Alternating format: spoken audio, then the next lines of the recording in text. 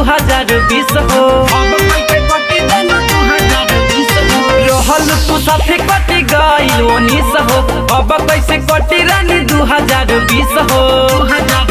हम कैसे देहब ग्रीटिंग कार्ड, हम कैसे देहब ग्रीटिंग कार्ड ये जाने नया साल में।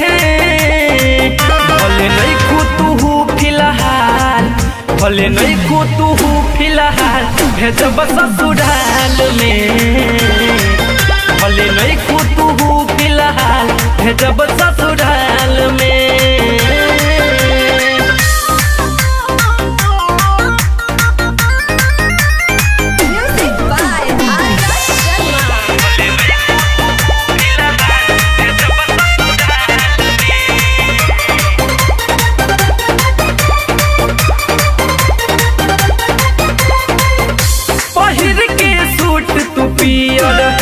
आइल रहलू हमारा नियर, ओठ में वोट सटा के मनला रहे हैप्पी न्यू ईयर। पहिर के सूट तू पियर, आइल रहलू हमारा नियर, ओठ में वोट सटा के मनला रहे हैप्पी न्यू ईयर।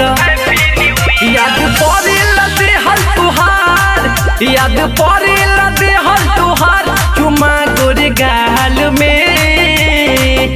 भले नहीं तू फिलहाल, भले नहीं तू फिलहाल भेजब ससुराल में। भले नहीं तू फिलहाल भेजब ससुराल में।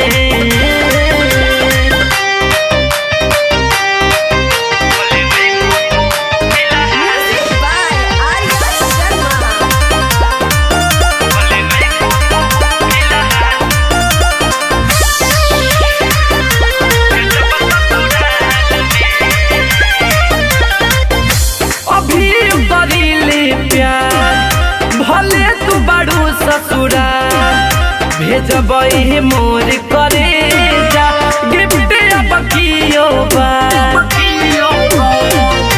अभी करीले प्यार। भले तू बड़ू ससुराल भेजब मोर करे जा गिफ्ट बकियो राजा री पनाया दू विकास, राजा री पनाया विकास करेले तोहर ख्याल। भले नहीं तू फिलहाल, भले नहीं तू फिलहाल भेजब ससुराल में। भले नहीं तू फिलहाल भेजब ससुराल में। रहल तू साथे कटी गइल 19 हो, अब कैसे कटी रानी 2020 हो। हम कैसे देहब ग्रीटिंग कार्ड, हम कैसे देहब ग्रीटिंग कार्ड ये जाने नया साल में। भले नहीं तू फिलहाल, भले नहीं तू फिलहाल भेजब ससुराल में। भले नहीं तू फिलहाल भेजब ससुराल में। माँ अम्बे रिकॉर्डिंग स्टूडियो आमी।